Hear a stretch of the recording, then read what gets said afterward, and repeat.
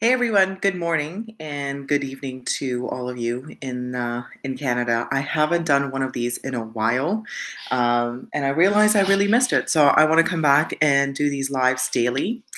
I'm a little out of practice, so it's also really early in the morning right now for me. It's 6 a.m. So I woke up about half an hour ago. So hello, good morning, everyone. Hello, Phil. Nice to see you on Instagram. I'm simultaneously doing the live on Instagram as well as on YouTube.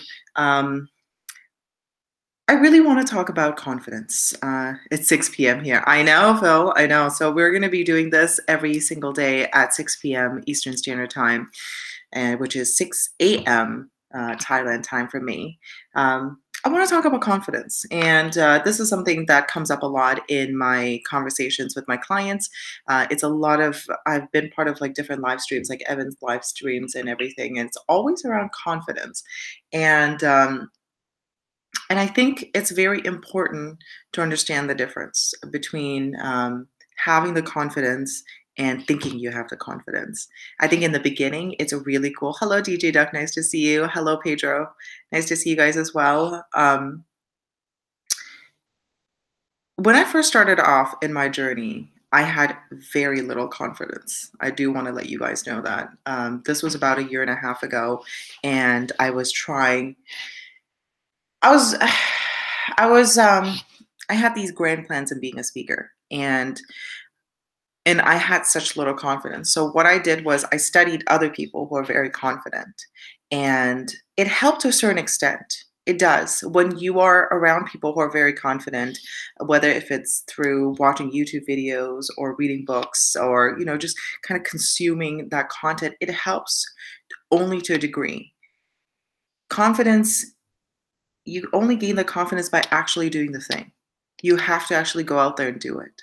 As much as it was really helpful for me to watch Brene Brown and Simon Sinek and Tony Robbins, those are the three people I really watch, and I really loved the way they spoke. But something inside me still felt like a fake because I haven't done the work yet. And anytime someone would say certain, I remember I received this comment a long time ago by this I guess by this YouTuber, and during that time I felt so incredibly pissed off at this person. But I think the only reason why I was so pissed off about it is because deep down inside I knew he was right, because the comment was somewhere along the lines I came out and everybody was so goddamn encouraging, so incredibly encouraging about my speaking journey and me going into my business and everything. And I was raw and emotional, so people saw themselves in me and they resonated with me. But there's just one person that just said, you can't just say that you want to be a speaker and start speaking and not have any experiences to talk about. And I remember I was so angry at this person for saying something like this to me, but ultimately he was actually very right. And the reason for that is I haven't done the work. I haven't gone on my journey yet. And how am I supposed to talk about my experiences with conviction and confidence when I actually haven't done the work? Now, today is a very different Lily. I have done a lot of the work. I have done a lot of speaking. I have done a lot of coaching calls. I have done the inner, like, I wouldn't say I've done the inner work. You're always doing the inner work. You're always growing and you're always becoming a better version of yourself. But I feel very confident now. When I do talk about certain things, I feel more confident. And I could say it with conviction and believe every single word I'm saying because I actually did the work. So the point of this is it's important for you to have mentors and aspirational people that you look up to because it gives you the little nudge to go out there and actually take action, but it's the action that's going to give you the confidence. And it could be something very small, and get used to the feeling of it. For me, was in the beginning was just to make a YouTube video. Cool. Do they build up my confidence, make more YouTube videos, go on the TEDx stage. The first time going on TEDx was, oh God, it was the most nerve-wracking experience in the world. And then I'm sure if I stepped on that TEDx again, it wouldn't be the most nerve-wracking experience in the world. So you have to actually start doing the thing. And for me, it was speaking. Maybe for you, something completely different. I do want to say hello to a couple of people and what you guys are talking about. Hello, DJ Duck. Nice to see you. I haven't seen you in a long time. Hopefully, everything is amazing in Toronto. Pedro saying hello. We got Christy in the house. Hello, Christy. Nice to see you too. Pedro's asking me, how am I doing? I am doing amazing. I'm a little bit tired because I stayed up pretty late watching a horror movie, which I probably shouldn't have, and I committed myself in doing these 6 p.m. lives for you guys, and which is 6 a.m. for me. So I'm good, a little bit tired, but really, really good. And we got we got some people. I'm doing this on YouTube and Instagram, as you can tell. So I got Liz Scrafton. She's saying hello, and Liz J.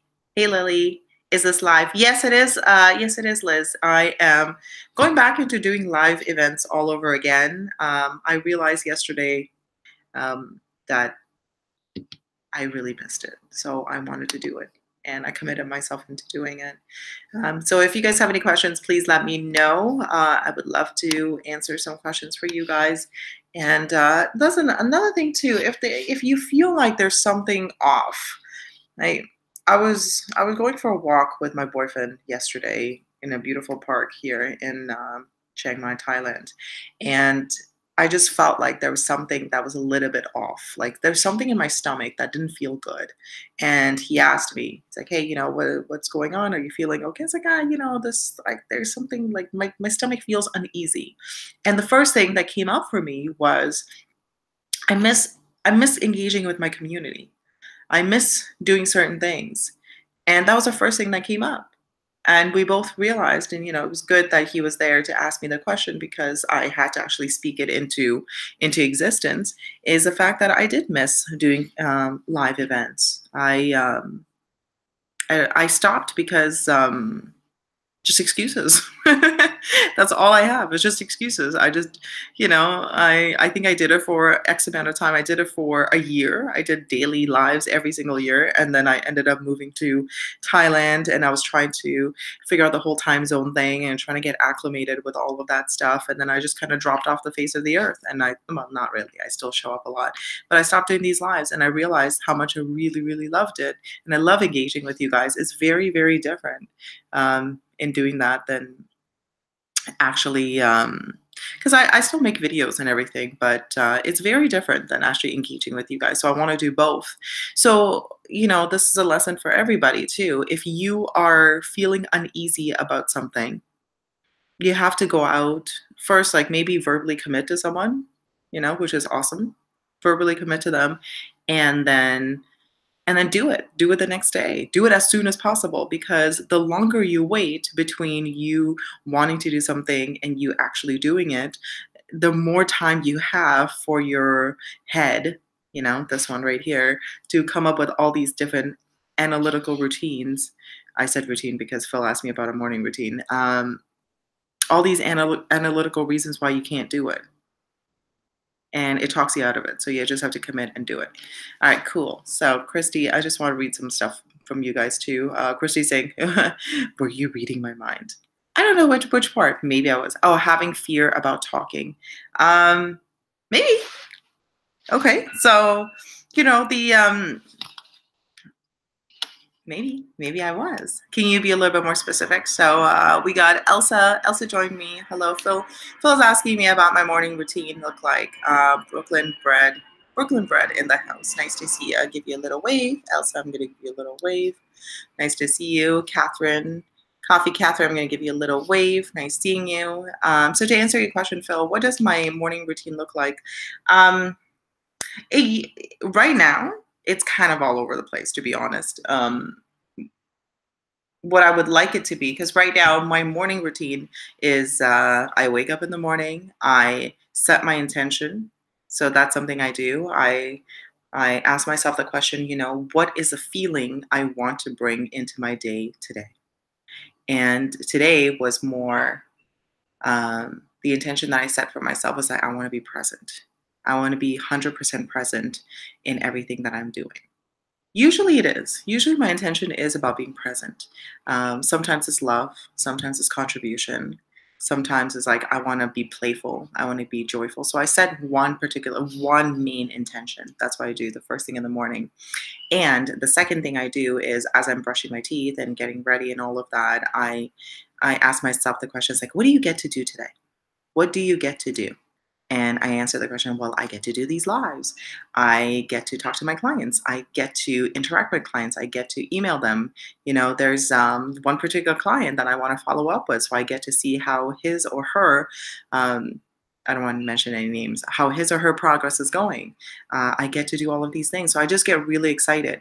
And the reason why I say I get to versus I have to, because I think a lot of people, when you wake up in the morning, you think you step out of bed, you're like, oh, I have to go to work, I have to pick up the kids, I have to make breakfast, I have to do this, I have to do that, and it kind of puts you in a very like, ugh, I have to do this. It's kind of like a chore, even if you love what you do, right? So it's understanding that when you change, it's a little bit of a language hack.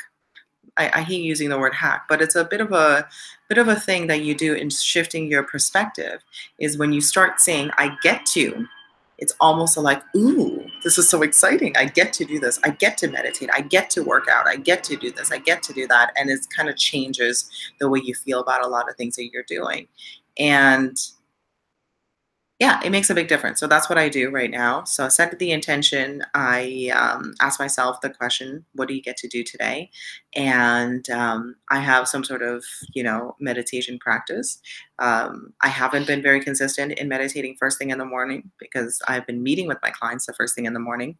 So what I would like to start to incorporate in my morning routine is to ask, to answer your question, Phil, is starting to do my meditation practice as well. So right now, you guys are part of my morning routine. So there you go. Okay. I'm going to see what's going on YouTube Live, and then I will answer some of your questions too and read up some of your comments on Instagram. So we have Nice. We got Is This Live? Liz Grafton is love that you're doing this. I miss your lives. I know, I do too, Liz. So announcement for all of you. I'm going to commit to doing daily lives on weekdays, probably from Monday to Saturday, except for Sunday. Sunday is kind of my day off, so I like to spend time just, hanging out with my boyfriend or hanging out with myself, whatever. So Sunday, I'm not going to do it, but I'm probably going to do it for 6 days a week. And it's going to be at 6 p.m. Eastern Standard Time. And I don't know what time it is for you in England. And Liz, I don't know what time it is for you either, so I'm going to start doing it. Lynn Scraftons, what was your biggest challenge in confidence? Yes, thank you so much for asking that question, Lynn. It's actually quite good. My biggest challenge in confidence was being a coach, actually. That was the biggest challenge I had because I think coaching is something you can't prepare for 100%. It also makes it really exciting too because it's so spontaneous. I have a group of people I've been coaching since the beginning, probably for a year, a little over a year, and even them. Even all the people I have coached for over a year who I know incredibly well, every single time I meet with them, it's something new. It's something surprising. It's something very exciting because they're human beings. Like when human beings are always changing, there's always like stuff going on, right? And even if I'm like, oh, I have the intention to help them out with this, I don't know. Maybe it's not important for them anymore. Maybe they're working on something completely different. So I love the spontaneity of coaching, but it's also really scary in terms of in the beginning, overcoming my confidence because I don't know what I'm going to get. You can't prepare for things like that. You just can't. I can't prepare a script. I can't do that. I'm getting a real life human being and they're asking me questions in real time. So that was my biggest challenge is overcoming my kind of like this, I had this imposter syndrome when I first started off as a coach, like asking myself the questions like, who am I to help someone? And I think I always wanted to be a coach. And I know you see a lot of videos of me saying that, oh, I never saw myself as a coach and so on and so forth. I think a lot of us rooted in fear is just me thinking that who am I to help someone? I'm just starting off in my journey. I don't have degrees. I don't have these PhDs. I'm not a psychiatrist. I'm not a psychologist. I'm not who am I to give anybody any kind of guidance? First of all, being a coach is very different from being a psychologist. So I do want to kind of separate those two things. I've never claimed to be that. So, like, I think a lot of people feel like they need a lot of qualifications. And I think it's amazing if you're going down the path of being a therapist, a psychotherapist, a psychologist. I think they do something else completely different from what I do, and it's amazing what they do. So I do want to separate that. But as far as being a coach, I think it's very important for you to continuously do the work, continuously to grow yourself, challenge yourself, because you can only take people as far as where you're at. That's simply it. If I stop growing, if I'm like, I've done enough work, I'm just gonna coach these people and whatever, eventually everybody is going to outgrow me because I stopped growing. So that was the biggest thing. It was a very roundabout way of answering your question, Lynn, but there you go. Liz is asking me, how do you overcome self-limiting beliefs? I just do the thing. That's it. Um, uh, Limiting beliefs is I think a lot of our limiting beliefs is very similar to each other. It's like, you know like worthiness issues, or like fear of the unknown and not having certainty and all of that. I think it's all kind of all encompassing. It's like we don't have belief in ourselves, because think about, why do you have the fear of the unknown? Because you don't know what's about to happen. But if you had full trust in yourself, then you wouldn't have that issue. So just little by little, like moving to Thailand was a huge leap for me, but it also helped me a lot with my self-limiting beliefs. It proved to me that I can actually go out there and do something big. And or it could be something a little bit small. I had to figure out how to pay our rent by not having a Thai bank account. So that was an interesting experience. And I still don't know how to speak that language well. I know like a couple of phrases, that's it. So even that, sitting through the bank and trying to figure things out, conversing with people, all of that kind of helped me a little bit with my self-limiting beliefs too. It's like, if I had like self-confidence issues, so like, who am I? I'm not worthy. I can't do this. It showed to me like, hey, you just paid your rent without having a Thai bank account, without really understanding their language. You figure it out. Awesome. And then what's the next thing? So constantly doing the thing. Ronaldo saying, can't stay long, coach, but I have been mashing. Awesome. Really good. Meditating, visualizing, going over my goals. 2019 is a year of the Betancourt. Awesome. Awesome. Good work. Keep it going, Ronaldo. Keep meditating, keep visualizing. What else? Liz is like, how do you stay positive when your environment is negative and it makes you stay in the same mindset? Um, I I don't think it's necessarily bad to have negative emotions. So I do want to separate that too. I think if you have enough pain in your environment, like you are, I don't really know what your situation is like, Liz, but if you have certain things going on, I think don't shy away from feeling the pain. It's actually not a bad thing. Is look at it as an opportunity to grow. And what I really do is, which is really really helped me, is I get curious about certain negative things in my life. For example, if I'm around a very negative human being, usually it is that, right? If your environment is negative, you're around someone who's constantly like nagging at you and saying all sorts of things, or they don't believe in you, or they have certain habits that is really volatile, and it's affecting you. I get very curious about certain things. I'm like, instead of judging it, I get curious. It's like, why is this even happening? And getting curious about it and coming from an understanding perspective kind of disconnects you from that situation. So you have a clear mind in going forward and whatever it is that you want to do. So, number one, I look at every negative situations as an opportunity to grow. There is a lesson there somewhere, even at the time. I know it's really difficult when you're in that situation, you're out thinking, it's like, I feel a breakthrough coming. But yes, it is going to happen. It's a huge opportunity for you to grow. And on the flip side is also looking at it as curiosity. And the third thing is, if you can, and I think most people can, is get yourself out of that environment. As much like you could do all the positive thinking in the world, you could do visualization, you could do meditation, and you could really become, Teflon and have things bounce off you. But the truth is, if you are really, if you continue to keep yourself in that kind of environment and you continue to be around certain energy, it is going to wear on you. So that's the answer to your question. All right, cool. Ronaldo's like, how do you know when you get to a breaking point? Lately, I've been visualizing more like daydreaming of me on steroids, and it just happens. I don't subconsciously do it.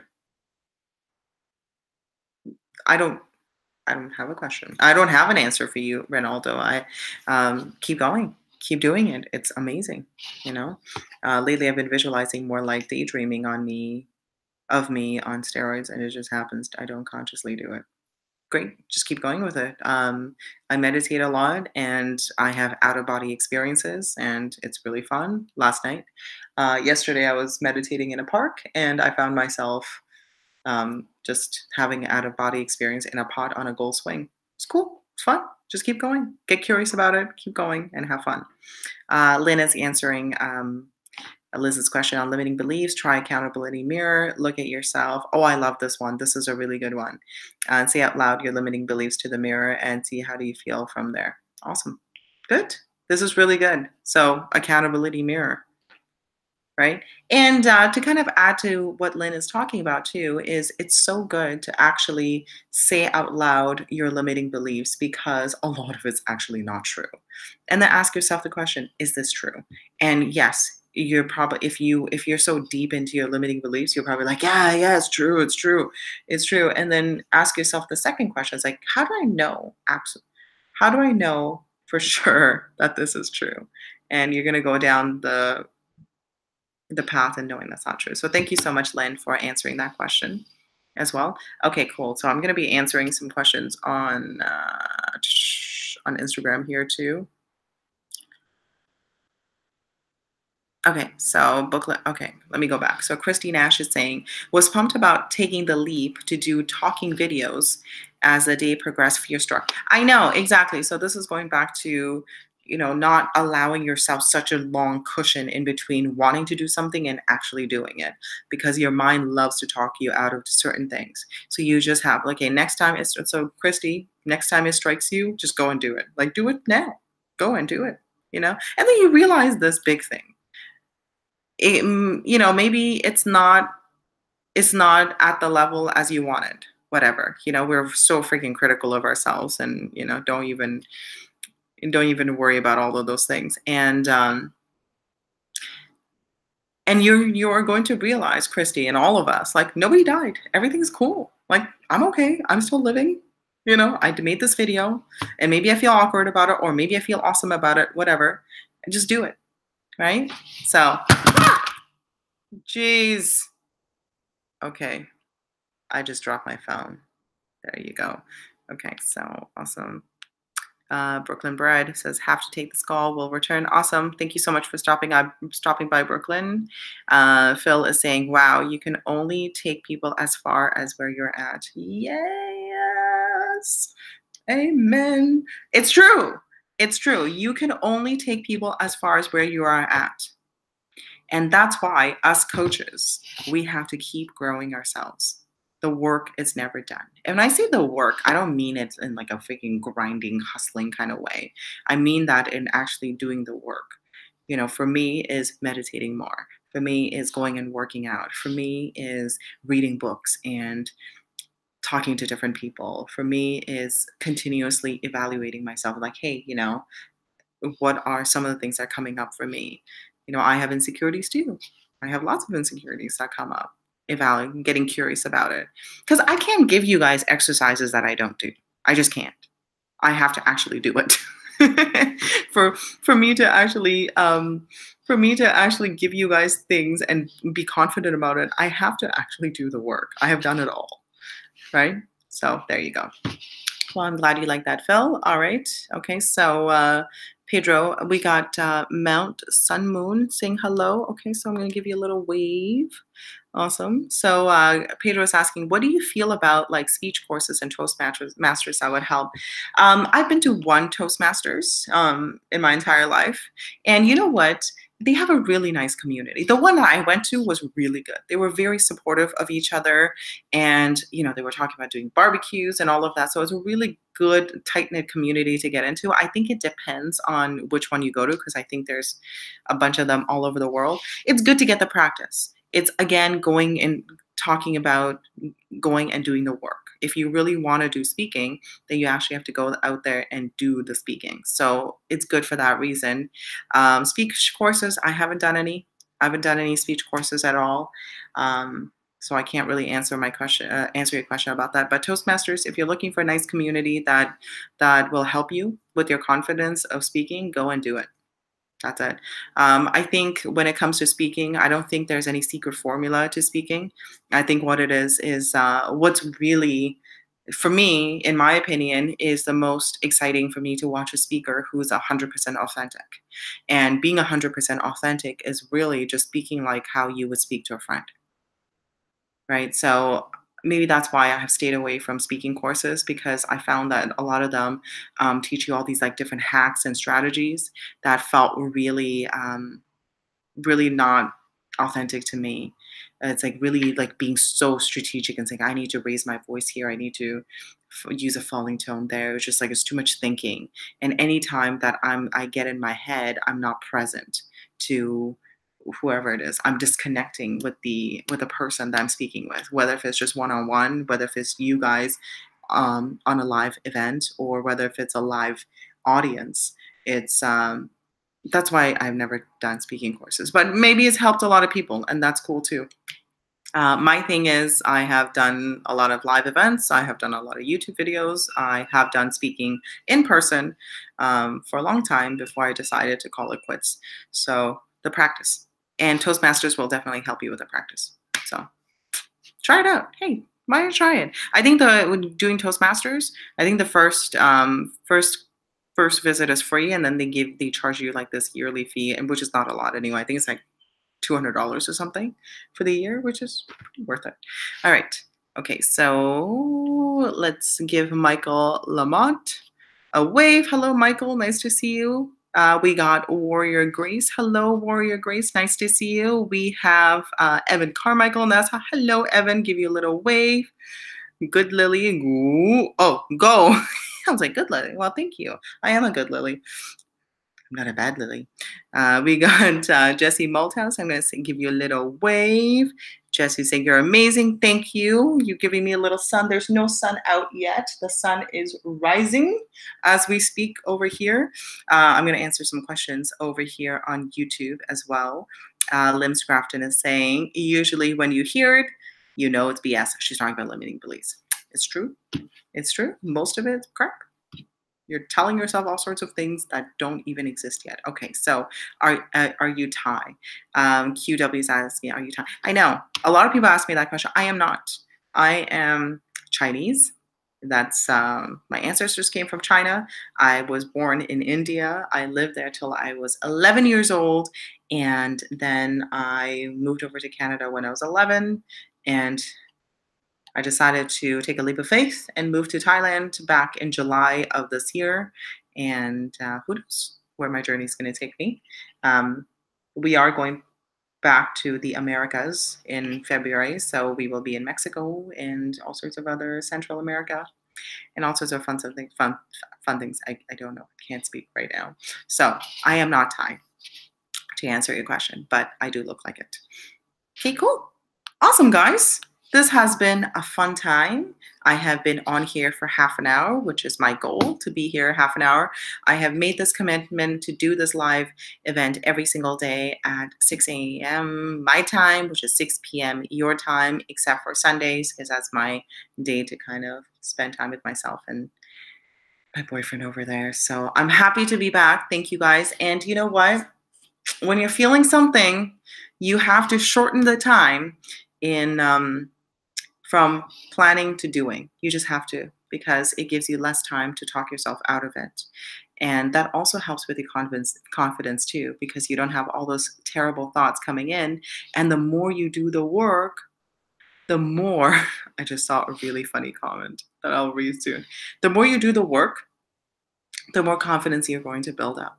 And and pretty soon you're going to feel like, "Oh, you know what? I feel pretty confident about this thing." And again, like I said before, the work is never done. The work is never done. You just keep growing and you keep increasing yourself, and you keep surprising yourself too.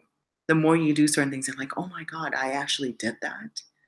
Like sometimes I go to bed, I'm like, "Oh my god, I actually did that thing. So cool." So keep going. Keep going, guys. And nothing is too small or too big. Nothing's too small or too big. To the universe, it's all the same. When you're taking action, you're just taking action. Doesn't matter if it's a huge leap of faith or if it's like something a little bit small. The universe does not see the difference. And the more you do it, the more opportunities you're gonna have. Anyways, have an amazing day, everybody. I do want to read out one of the comments, which is an awesome way to stop to end this live stream. QW saying, "I want to marry a Thai king." Awesome. There's one Thai king here, and I do want to share something with you guys. So we went to go watch a movie the other day, and they have, in Thailand, they very, very much respect their king and the kingdom and the queen and everything. So they played this montage video of the Thai king, and we all have to stand and pay our respects. So there's one Thai king, and I don't think he's available, but hey, who knows? Anything is possible in this world. So good luck, QW. Okay, have an amazing day, everyone, and I will see you guys tomorrow morning for me, tomorrow evening for you at 6 p.m. Eastern Standard Time. Bye, guys.